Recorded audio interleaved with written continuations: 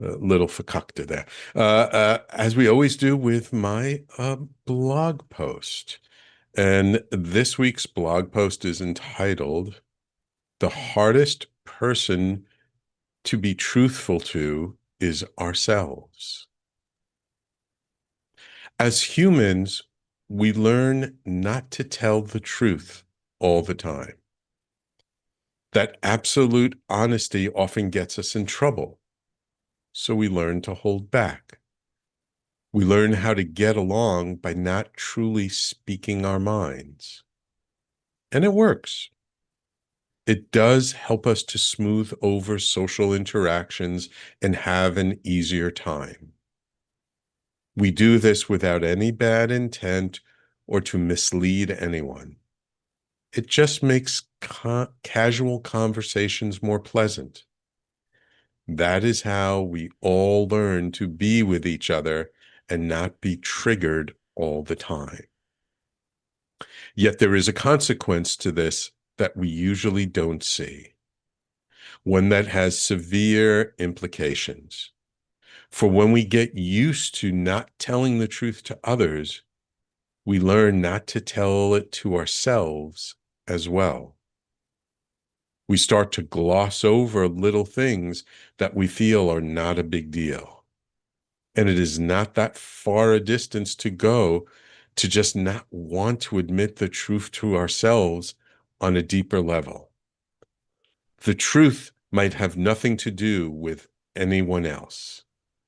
It could be the simple truth about how we feel about ourselves, about how we feel to someone close to us, or even about how happy or unhappy we are in a given situation.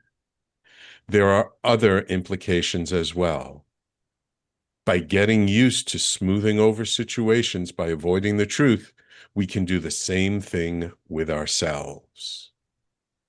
So we stop looking into the depths of our feelings and start living more on the surface, not daring to step into the deep waters of our inner world to see what is really going on. And we can come to the place where admitting the truth to ourselves is the hardest thing to do. In the long run, that can have disastrous effects on our life. For when we stop admitting the truth to ourselves, then how can we ever admit the truth to someone else?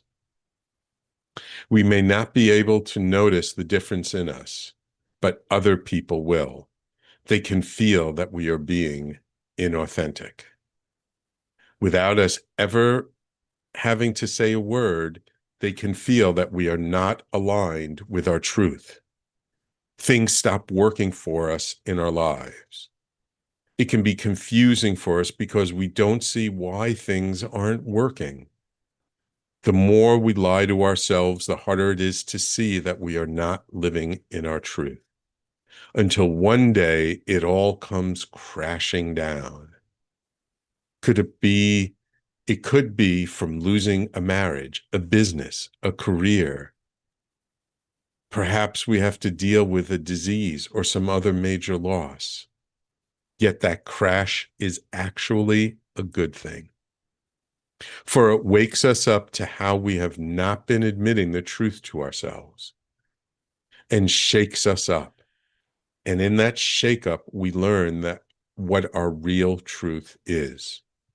We find a way to get back to ourselves. It can be a very painful awakening, though that pain might be exactly what we need to realize what we have been doing.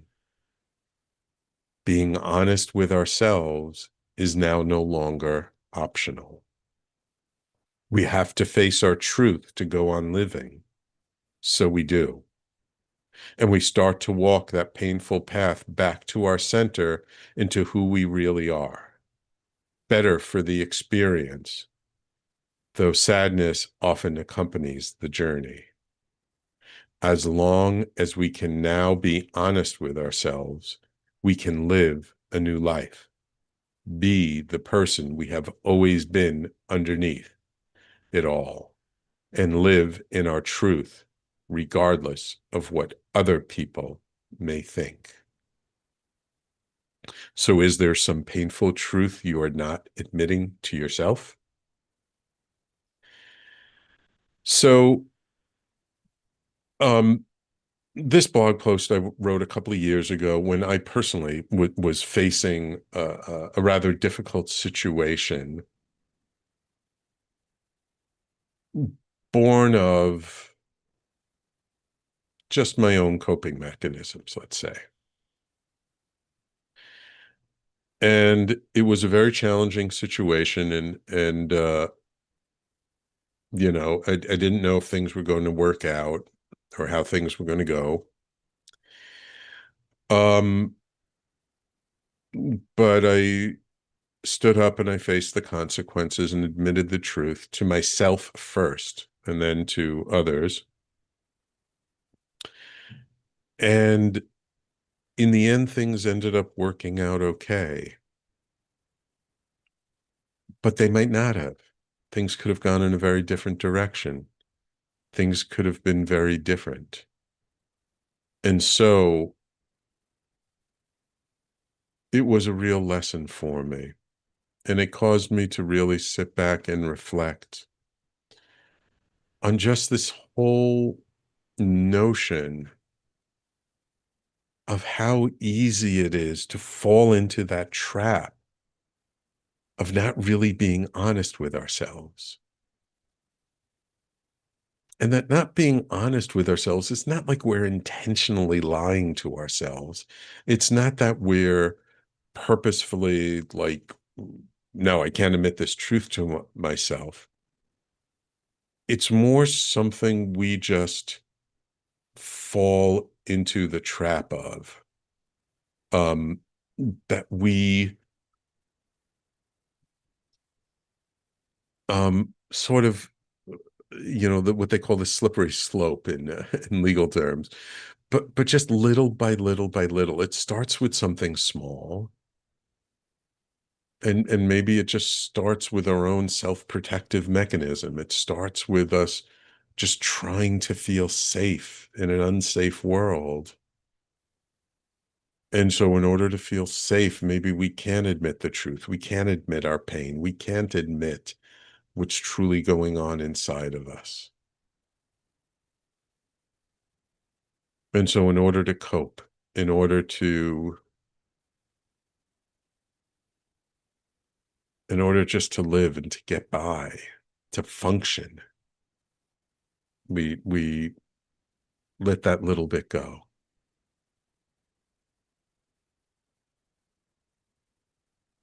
And that little bit of truth turns into a little more and a little more and a little more. And we get a little bit comfortable with not truly being honest with ourselves.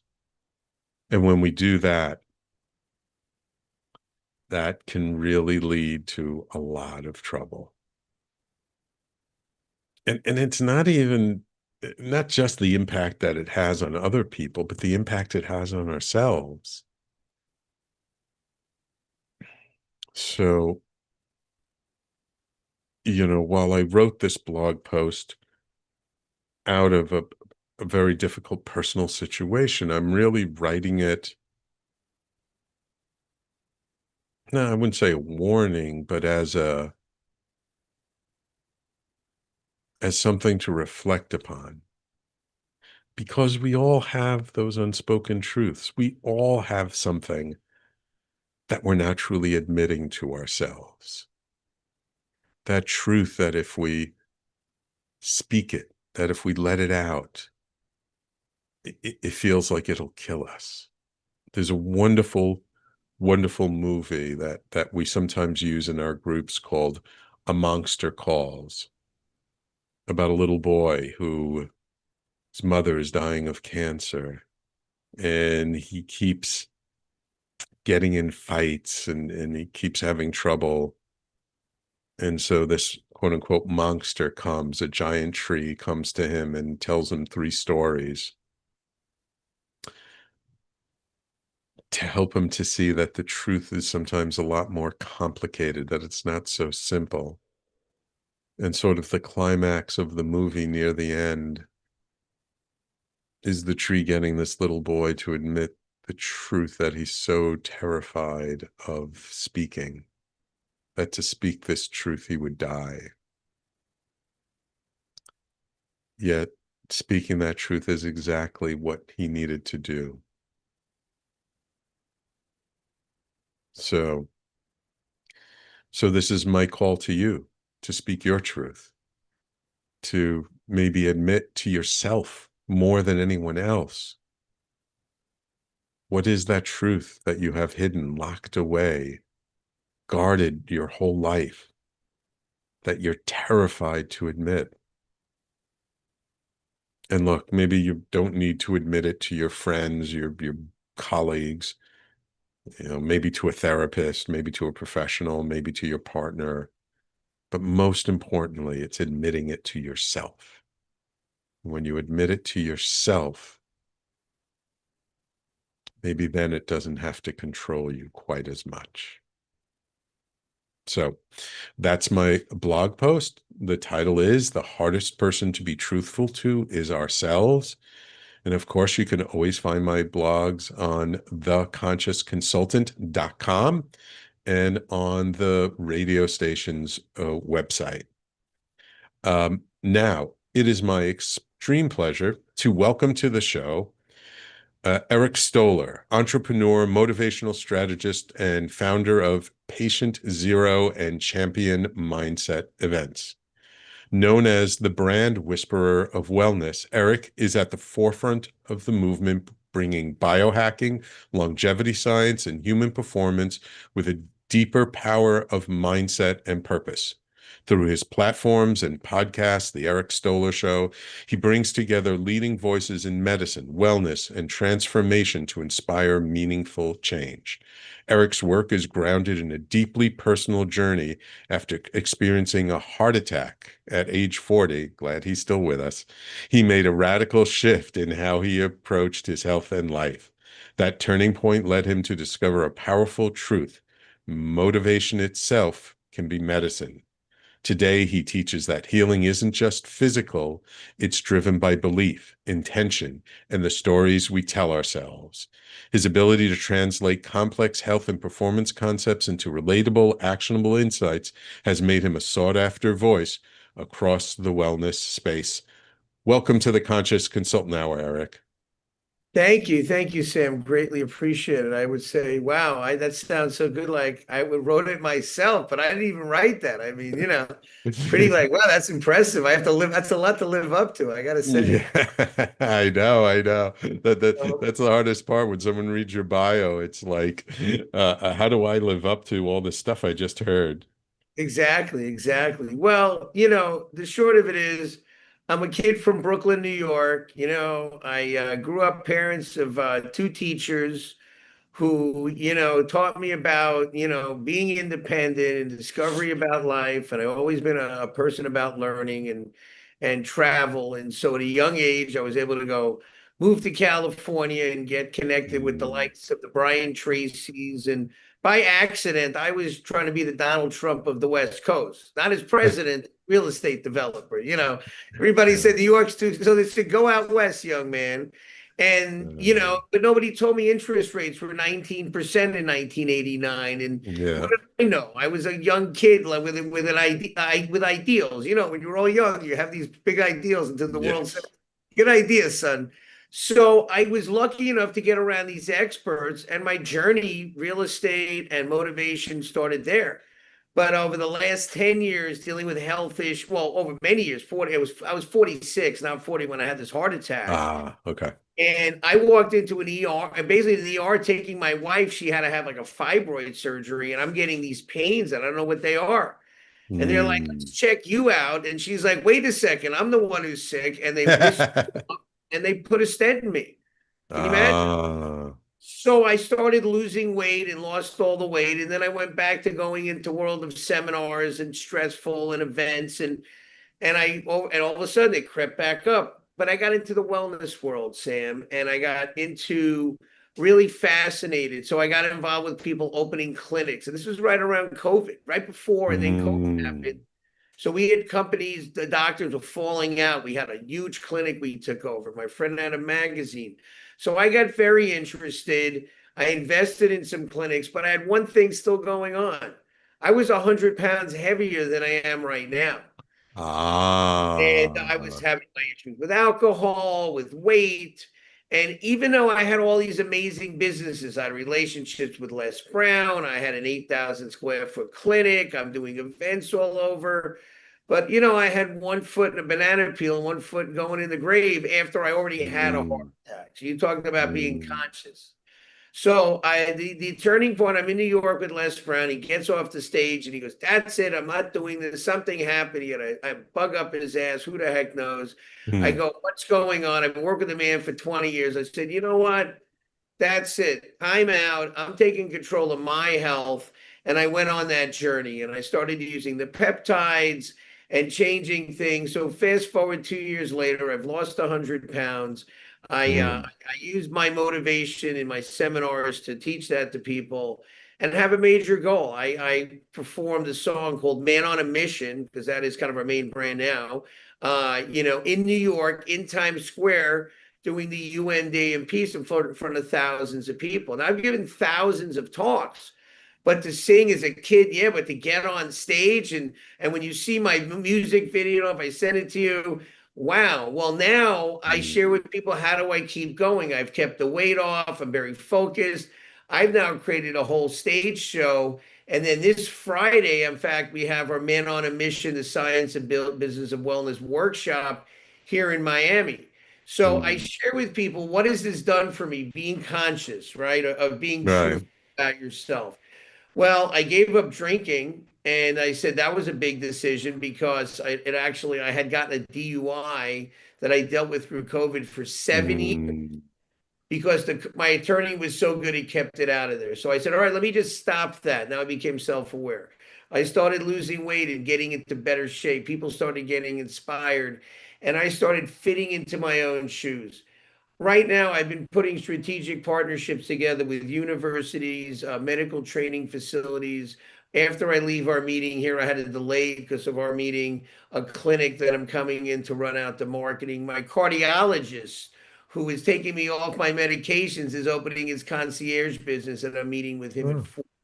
So I share this to you because what I've seen as a patient, that is a doctor, and watching my mother who just passed from the last time we saw from Alzheimer's, she passed the right. beginning of March, looking at how the system is and really understanding it is an ongoing, never-ending do-it-to-yourself project. And Yeah. so back to what you said about being truthful, I think a lot of things that happen that I see being a patient advocate is many people are in denial. Whether Hmm. there's the biohacking crowd and people like ourselves that are already in the know, that are into discovery, that are into that world. And then there's the guy that go to this business seminar. He's like, nah, I'm good smoking my cigarette and drinking my Pepsi and feeling like crap. And when you say, hey, meet my friend Sam, the conscious consultant, or come to one by. No, I'm good. I don't need that because they don't know what they don't know, as Brian Tracy says. But I can't get you to go over that zone until you feel there's comfortable. There's a zone of what I call like that warm water. So me being a kid from Brooklyn also knows that I'm not going to talk high level clinical bullshit with people. Excuse my French, but the guy who goes, does it work?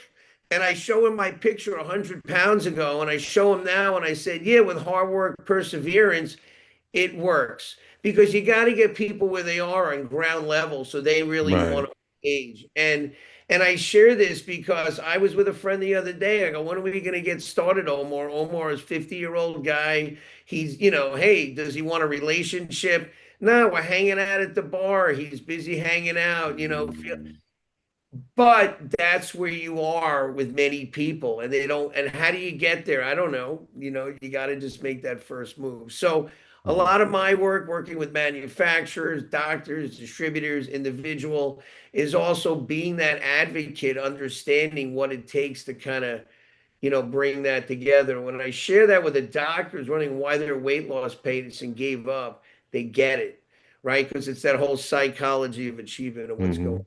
on upstairs. So anyway, that's a little bit about me, and I'm just out there right now, just trying to help people about getting better, taking control of their health, and it's all possible. It's that possible. I'm living proof of it.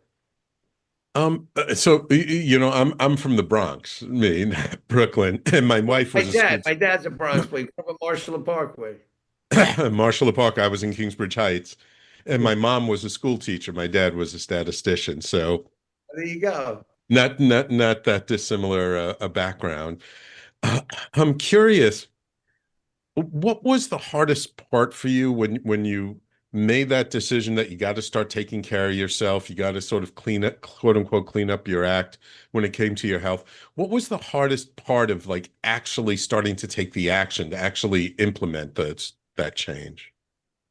I think it was what you just said. It's taking that very first step. You know the Mm, old adage, the journey of 1,000 miles starts with the first step. So yeah. here's what happened. Now, man, if I share with your listeners, I've lost weight up and down 5 times in my life. I'm one of those, Uh, I got, oh, it's Sunday, we're going to start today, and dramatic losses, even when I had my heart uh, attack.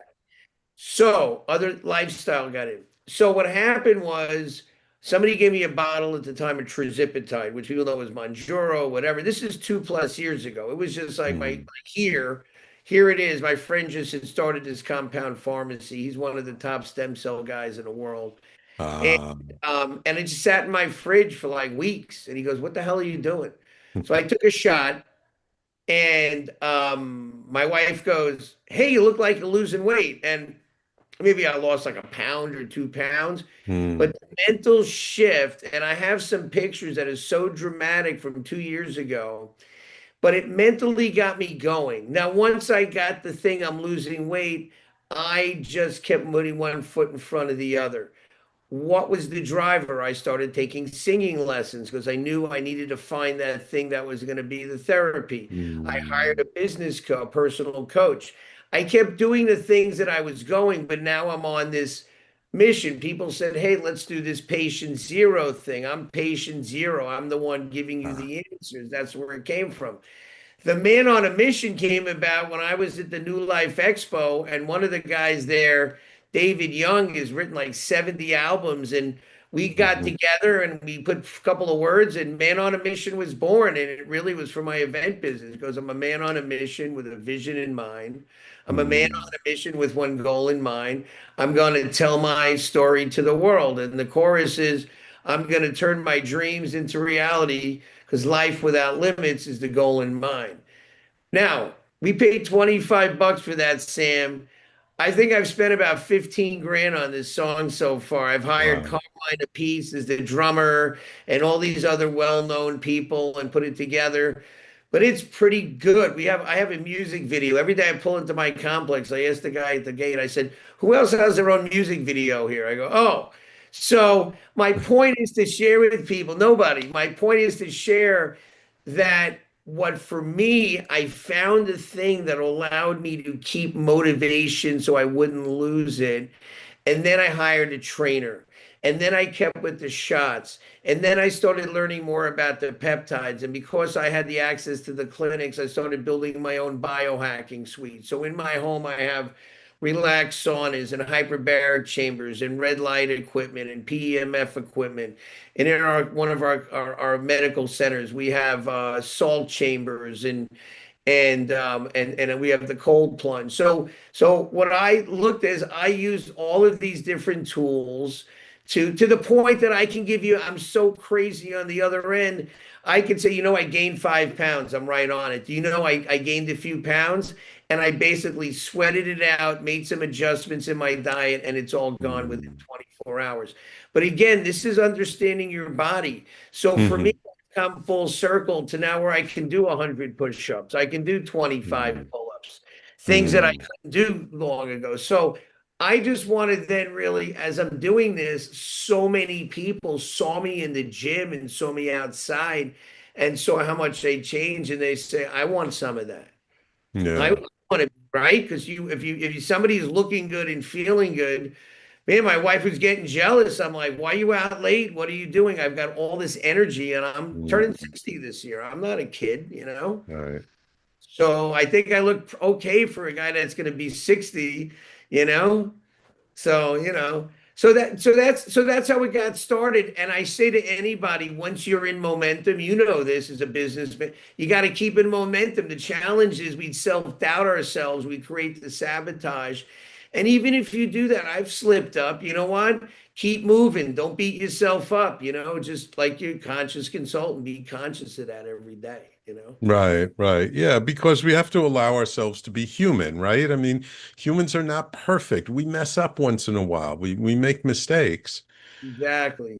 There's something I just want to touch upon because I think a lot of people have this notion or this idea that people who are already monetarily successful, that they must have it all together, that they're good, that they don't have the same problems that, people who are maybe struggling or working that hard might have. But you were very successful. Like you had all of it and you still weren't taking care of yourself. And so I wanted to highlight that having that monetary success does not mean you're necessarily good in all areas of your life, does it? Not at all. And a lot of people who have money, it's easy to go off the rails. It's easier to go and do destructive behavior. You got money to do the things that it costs to do destructive things, right? Right, right. But I think it's a self-worth thing. I spent my whole career working with the Brian Tracy's and the Les Brown, and I've created stuff. And there was all an era of self-doubt in myself of why I'm not Mm, being fulfilled. You got Les Brown as a business, the way I put deals and strategically put things together, it's effortless at this point in my life. mm, So it's like, so that self-doubt of, oh, it keeps happening. So now I finally told myself, what are you doing? This is what you do. Don't doubt yourself. This is you're in rare air. Like here today, I made this deal happen. So, oh, nobody's been able to make a deal with the guy. I smile. I go, really? yeah. I go, here's the contract and here's the retainer. They go, how did you do that? I go, because I really look at W as we talk WIIFM and deeper what Stephen Covey talks about. Seek first to understand outcomes. I deal with so many people, especially now in this space, and it's now I don't know what it's like in New York, but in Florida, it's friggin' crazy. Everybody's selling peptides. It's Mm, a new drug.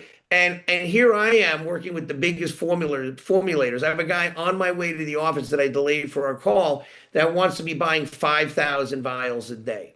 But my point is that now there's such an amazing time that people can take control of their health, get yeah. a little bit of education. And so what I've done with what we've done is created the science and business of wellness to help people get educated, understanding how things work, understanding modalities, understanding the peptides beyond. They heard the word Ozempic. And then on the other end of it, I work with the stem cell community. We help kids with autism. We help people get out of chronic disease, Mm, pain. Heck, I've had brain shots. My wife has had them. So what I share with people is there's such an amazing world of healing going on, and we need to be recognizing it because we can extend our life by decades now. And mm, we've got to be really conscious of who's doing what because I've been successful to move away from being a transaction guy to a collaborator relationship guy versus, hey, Sam, I just got the peptides. You need to drop a couple of pounds. Let me get you some peptides. And you're like, man, I'm making money. Do you know I do that? And I stopped doing it because people were coming, hey, can you do this deal? Is it real? I go, you know what? mm. Not enough money and my time is too valuable to try to be hard. When I started, it was a novelty, right? Right. So I share this with people. Not every business is the best one, and a lot of successful people they get bored easily. And money is a Mm, driver, and you got to know how to take that money and put it to good use. I'm now about creating legacy. So if you think about legacy and community and you have a major why, you'll be less upset and bored about what you need to do. And big thinkers and people that do big things have to be challenged at a large level because if they're not, they're gonna wilt away, you know? yeah. And again, you look at our biggest leaders and people that do stuff. So I'm really about visionary thinking. I'm about helping people get inspired to get their own why to achieve those things. And once you get that, you have your own mission. you start wiping away all those things like the alcohol and the drugs and the overeating and the creating the dramas in your relationships, and you're mission driven. And I'm here to help people. Like, hey, we have a commitment. I could have been, oh, I got these other meetings. You guys will wait an hour. We waited this long. So you become more focused in the time. That's what I found for me, and just showing up. Like, we live with this crazy device all day, and it's like, Yeah. hey, I only logged 9 hours today on the damn phone. Show me a day that you got less than 5 minutes on it, right? And see Yeah. how your mental health comes back to normal. Cool. All right. We're going to take a quick break. When we come back, I'd like to kind of pull things back and start to maybe talk a little bit about how can people get started? Someone's saying to themselves, they're listening to us go, yeah, I know I need to change my life. I need to do stuff. How do they get started? And let's give them some tools and tips that can really help them to make some significant changes. Okay? Yes, sir. Sounds great. Excellent, Eric. So everyone, please stay tuned. You're listening to the Conscious Consultant Hour, Awakening Humanity. We do this every Wednesday, 12 noon Eastern Time to 1 p.m. And we'll be right back with our guest, Eric Stoller, in just a moment. Are you a spiritual seeker? Are you interested in expanded states of reality? I'm Sam Leibowitz, your conscious consultant. And on my show, The Conscious Consultant Hour, Awakening Humanity, we will dive into these topics with authors, teachers, researchers, and guides. Tune in at our new time, Wednesdays at 12 noon Eastern Time. That's The Conscious Consultant Hour, Wednesdays, 12 noon Eastern on talkradio.nyc. You're listening to Talk Radio NYC. Uplift, educate, empower.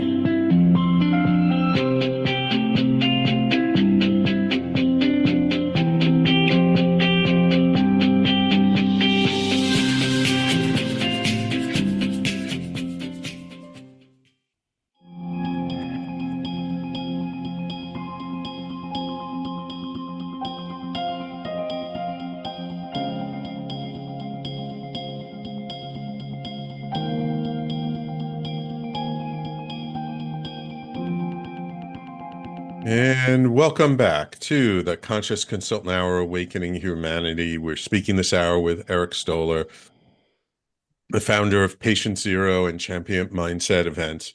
So, Eric, let's say someone's listening to us, they hear your story, it inspires them. Maybe they're overweight, maybe they drink too much, smoke too much. How do you recommend people just get started? Like, what should be that first step for somebody who's saying, I know I can do better than what I'm doing right now, but I don't even know where to start. Les Brown has a great quote. You don't have to be great to get started. You just need to get started. And I Hmm. think a lot of people put a lot of conditions on themselves. So my first thing is this is, if you use what's called zero-based thinking, knowing where I am right now, right?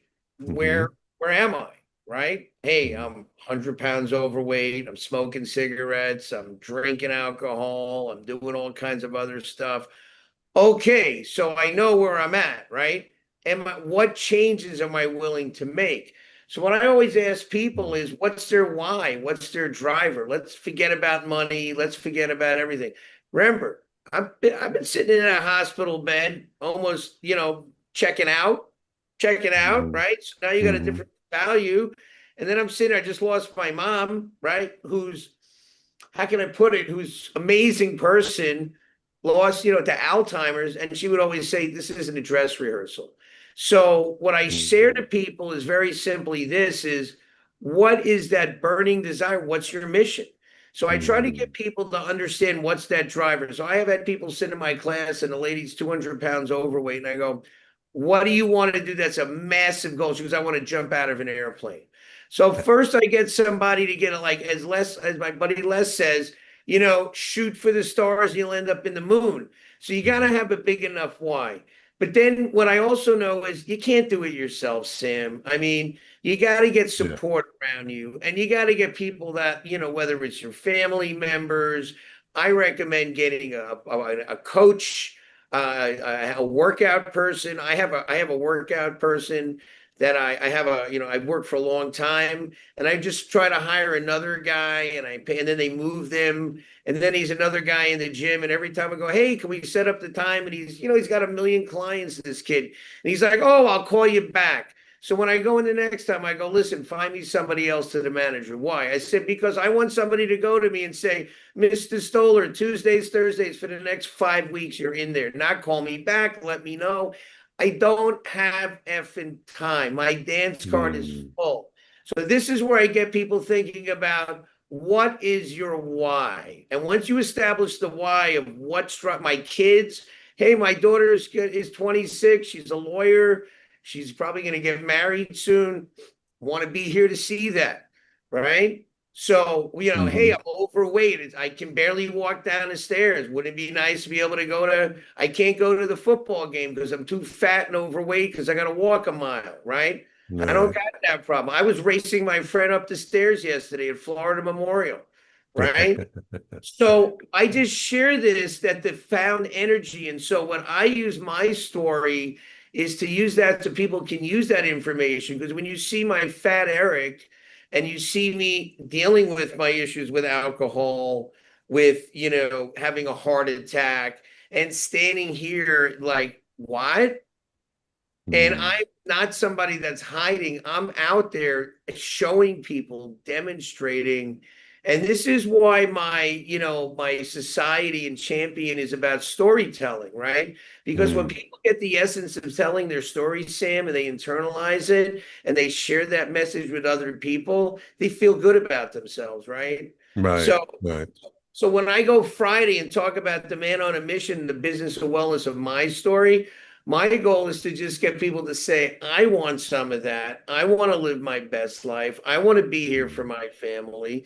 I want to be here to do those things that I've only been dreaming of because I have been over. And then here I am putting deals together left, right, and center. Nothing that I wasn't doing before, but I'm sober. My weight is under Mm. control. I'm taking care of myself. My wife, who was like thinking I'm running around with all these women because I lost this weight. Women 20 years younger than me are attracted. I'm like, I'm not asking for it. So that was the curse of the peptide, right? All Yeah. this and the damn stem cell. But hey, I fixed that situation. So she's, again, and this is part of life. And I say this with your people when you're like so stressed out and you got to go run and do something dumb.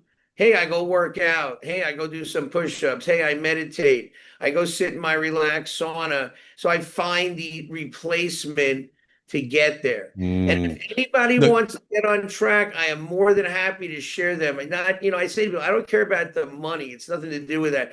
Man, if you are losing your health, then let me help you get your health. That's the number one thing. If you got yeah. your health, put me out on the street broke. I guarantee I'll make back whatever dollar because I can get out there and do it every single day at a much higher pace and higher level than I could have if I'm not in good physical shape. Well, I don't want to gloss over it because you just said something I think that's very important, which is you replace something with something else. Like you'll meditate or you'll go to the gym instead of having a drink or eating something unhealthy. And I think that's really a key thing because the human mind, if we just think of stopping doing something, or I'm not going to eat this, or I'm not going to take a drink or whatever, then we get this feeling of lack. It's restriction, and restriction never feels good, and it's hard to stay motivated around a restriction. But what you said was replace it. So when we replace it, as opposed to being a restriction, there's a replacement, then it's leaning into something else as opposed to just restricting ourselves. That's right. That's right. And so you feel like you're being penalized, right? Right. It's like, you tell your kid, you can't do this, you can't do this. So, and is there a reward behind it, right? Hey, I hit my goal weight. You know what? You can have this. Or, you know what? When I do this, I'm going to go take this trip with my spouse, or I'm going to be Mm. able to buy that, that clothes. I mean, I gave away like 15 suits. I look like Tom Mm. Hanks, big for God's sakes. I mean, so and I'll friggin' take it. You know why? Somebody said I was too skinny, right? I said, I'll Mhm. take it. It's Mhm. okay. Mhm. So, and I said, and this is the other thing, Sam, as people are going through this, that a friend of mine who's a shaman who's very much into, I think we had this conversation, he's very much into psilocybin, and he has a facility and he does it out in California. I've done ceremonies. It's Hmm. that as you're going through this process, whether you're dealing with weight loss, you're dealing with alcohol, drugs, if you are still seeing yourself as that heavy person or the alcoholic or the drug addict, and you've come through that process, you have not mentally shifted out. And that's some of the psilocybin that was, we had some of that releasing that. But more importantly, Mm. it's that consciousness. I'll give you an example. A friend of mine said, "Eric, you're walking bow-legged." She was helping me. I had a hernia operation, so she was basically looking at me. She was, "Eric, you're walking bow-legged. Eric, you're walking with your head forward. You're not walking with your Mm. heart." I'm like, "What?" Oh, because you're leading with your brain and your mind. Oh, I watch a lot of people. They're not like this, right? Okay, now I'm heart-centered, heart-focused. Oh, I was bow-legged because I was used to carrying my stomach. Oh, okay. Uh, See? So now I get conscious of these mannerisms and things that I was doing, and I'm like, no, let me stop doing that. I had a picture of me, Sam, sitting of me and Les Brown from an event we did 4 years ago, and it was heavy me, and I'm staring at it. We took it to an event. Somehow it disappeared. It was at the Ritz. My partner made them go through the dumpsters. They couldn't find it. You know what? That was the thing that was supposed to happen. Because every mhm. day I'm staring at my old fat self. I was not supposed to be staring. So if I share to people, you got to shatter those things. You got to replace them with things that are new things that drive you, new things that stimulate the mind, right? Mhm. I'm an active person. So if I'm out talking to people doing that, great, podcasting. And then there's the lizard brain that comes in, the fear, the doubt, the worry that isn't going to work. Am I like you start losing weight? What's the first thing you do? Let me go eat a piece of pie. I can't, I right? So here, let me take a shot of trizipatide so I don't eat the pie, right? It's all, but even still, that's still not the answer. The answer is, did I change that pattern and replace it Mm. with a new one and get it to where I need to go? And again, it doesn't take a day, a week. It could take a month. It could take a year. And as I said at the beginning of our conversation, this is an ongoing, never-ending project. It's every day. The friends I have that are in the gym that are 75 and 80 and 85. I got a friend who's 80 years old who's a 6th degree jujitsu. Send you the pictures. He has a picture of me a few years ago, and we ran into each other about a month ago. This guy is a badass, and you would never think the guy, you think the guy's maybe 65 years old. This Mm. is the face of anti-aging. And this guy's a Bronx guy whose family is a bunch of, they're a bunch of wise guys. So much that is I think his uncle had the caterer whack because he screwed up at a catering order way back when. But this is a guy that's fought addiction for all these years, but Yeah. he's a 6th degree black belt. He uses hyperbaric, and he's a shining example of a guy like 80. You wouldn't want to mess with this guy. This guy is like, Mm. so what do our 80-year-olds look like today, right? I'm sitting here at 60 going, 59 going, hold on. So this is the anti-aging world, and especially here in Florida, and all our New York brethren are moving down here more and more as, getting Florida is the sixth borough now. well, it has been. And where I'm in Miami, it's like Latin America. And, so it's like a whole different melting. It's kind of like Queens on steroids over here. So, we've mentioned a lot of things, the peptides, the hyperbaric chamber, all this stuff. It there's a lot of things available in this anti-aging and biohacking movement, but it can get expensive. And, Yes. people who have kids and the aging parents and they're in the sandwich generation, they don't always have a lot of extra income to dispose. What's the most cost-effective way to get started with this stuff? Like not going crazy, spending all kinds of different money, but like what's just some of the basic things that anybody can do to just get started being healthier and being living longer? Well, I mean, let's start with the basic things in the morning. You can get up in the morning, drink a couple of bottles of water, put some Himalayan sea salt in it. We also work with one of our clients sells these ozone drops. But if you just started with that and put in, because that the minerals hydrate the system in the body, right? Instead of grabbing a cup of Mhm. coffee. Get out. If you don't have any money to buy a red light bed and a helmet or whatever, you can get out in the sunlight 10 minutes a day. The vitamin D for Mm. 10 minutes does wonders. If you're close to the water, the grounding from the water and the reverse ionization and the grounding and the energy. I have a friend, he gets up every morning, he hugs trees, right? Yeah, So you could ground yourself without that. If you want to find yourself in getting into some low cost pieces of equipment, look, I've got equipment that costs six figures, and I got a vibration plate that I paid $56 for. So the truth is, it's all about what would you need. I say to people, one of my favorite toys is a relaxed sauna. Mm. It's like 1,500 bucks. You can buy it on a monthly, but you'll have it for 20 years. I get in it every single day, twice a day. Why? In the morning, it heats my body up. And I live in New York now. It's getting warmer. So think about it. You get colder in the day. Your body get aches and pains. Bam, you get in for 8, 9, 10 minutes. Boom, your body is regenerated. And then from there, um, I go at night and I sit for 30 minutes in detox and I go to sleep. So that's a great little device that I really love is that. But other things is even the water we drink. We use Hmm.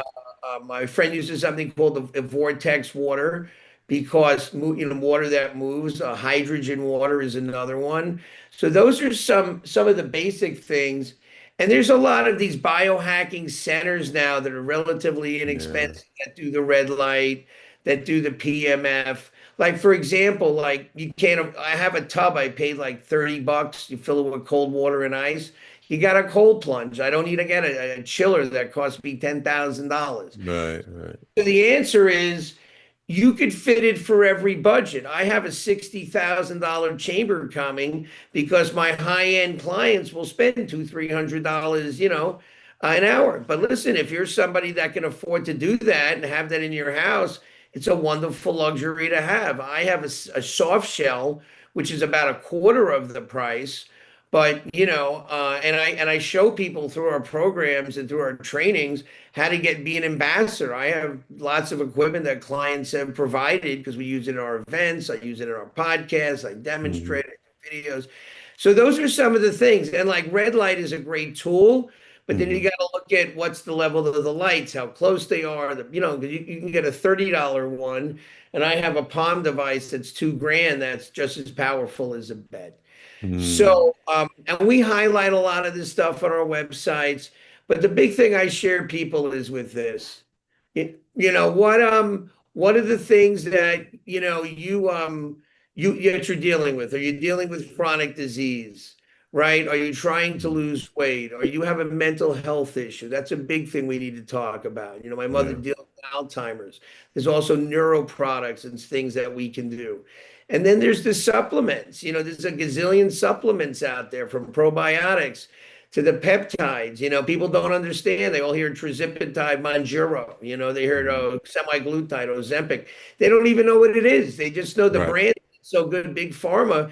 But then there's all these other things, MOTS-C and TB 500 and GQU SUV and BPC 157. And I've taken all of them. In fact, my good Right. friend, he created an AI that you can put all your data in and it spits out the peptides. Why do you want to take them? Because our body doesn't produce these things. But I can't Mm. get you on them until you're educated. Hence why we put on these events to educate the public, and it Yeah. really take the doctors to understand what's psychologically moving the client versus just you're making a transaction to make a buck. Right. Right. Right. Right.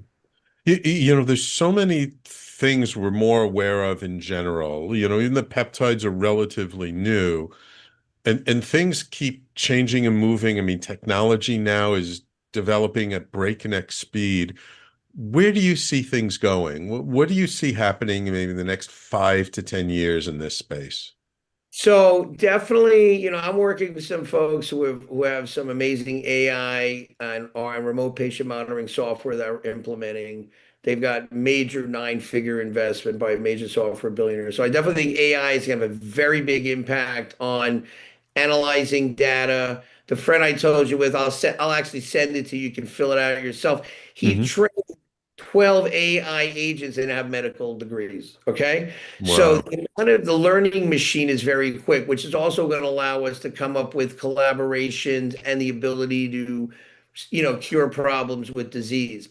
I think what's happening is that as the population becomes more educated, when I'm sitting here, a guy at 60, almost 60, who's had a lot of poor lifestyle choices and habits, that now I'm looking at myself going, you did? Saying, Mhm. okay, so, but there's still those things going on. So I really see that on the forefront is now getting people tuned into what's the systemic root of what's going on. And did I get to the cause of the inflammation? Oh, I'm eating too many sugars. I'm eating too many of the, let me start with the diet. Let me detox the body.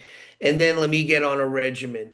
The wealthy can invest as much as they want to figure out, don't let them, they just because, oh, I'm going to advance this, the Alzheimer's. No, they all want to live to 150 years old. Let's call it what it is, right? Mm. So what's happening is I see that then all these inventors and these companies are all coming up. So you've got these cross collaboratives of small doctors, entrepreneurs that are all vying for space, and none of them are really big enough. Like I look at what I'm doing, almost like you need a collective Amazon or company to help, Hmm. put operational infrastructure at the next level. So a lot of these devices can get out there in mass. If you can do that, man, the stuff that I have in my house, you spend 10, 20, 30, 40 grand over you build something. How much time are you avoiding ever having to go see a doctor, ever go into the hospital, Mm. knowing that you're never getting sick? You go sit in that sauna for the next 20 years, you're probably never going to get sick. Mm. So all I'm saying is there is such amazing opportunities. And then in the world of stem cells are changing the game. I have a friend he's a semi, he's restoring eyesight, taking Mm. kids out of autism. He's just sending me the videos this morning, instead of Mm. alternative to surgery, So anyway. So Wonderful. all good stuff. And all I can say is the future is so bright. And then the last thing I'll say is this: it is the consciousness.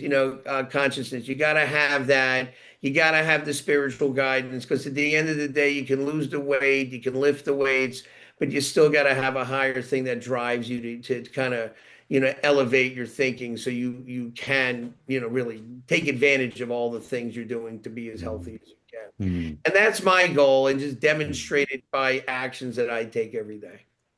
So, one last question before we sign off, and that is, for people listening, they may think, oh, Eric, he's got it all together. He's been through all this stuff. Is there anything that still challenges you? Like, what are your challenges this day? Like, now it's not weight anymore. It's not health. You've got all this stuff around you. What's your real challenge these days? It's learning how to say no. It's trying to take on too Mm. much. It's kind of trying to be trying to not be reactive. More emotional intelligence stuff. And Mm. and what I find is when you're dealing with so many people and so many opportunities, just being better at managing all of that. So my biggest thing is because of how my brain works, I'm like, I got to do more. So for me, it's a challenge Mm. of trying to take on too much.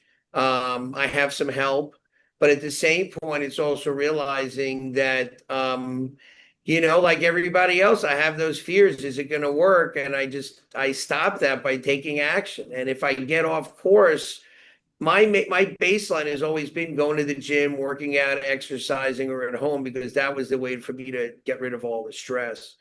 And Mm. yeah, listen, it's an ongoing, never-ending project. I will just share that with you. And as people go to my seminars, you see that I'm real as it gets, and I'm only here to help others because as Scott Peck says, life is difficult, right? Yeah.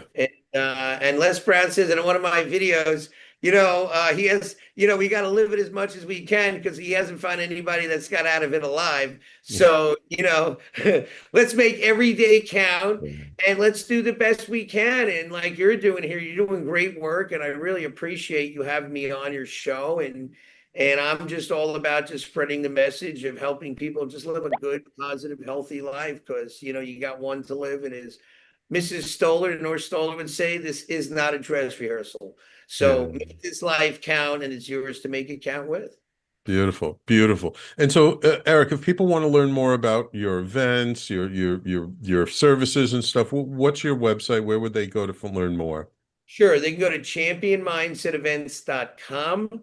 Mhm. That's our main website, and they can find out more. They can, get to us. You can get to me at Eric at IamChampionMindset.com.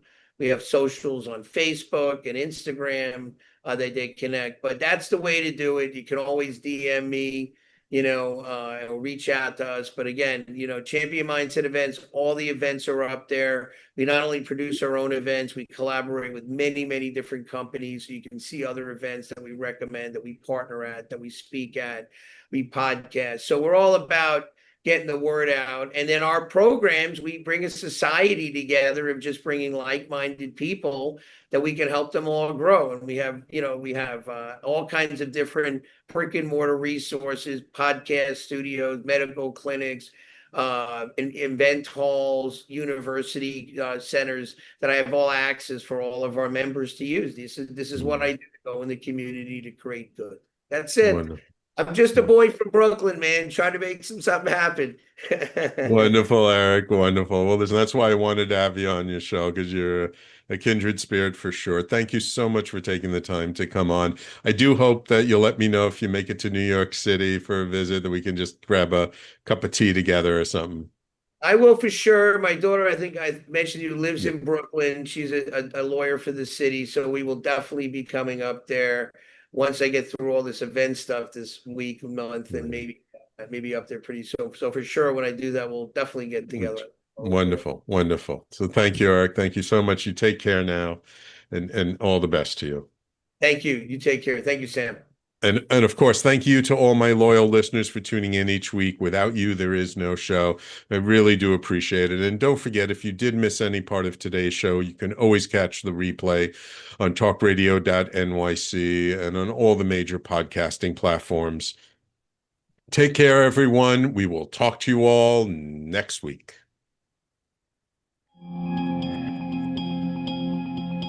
All right.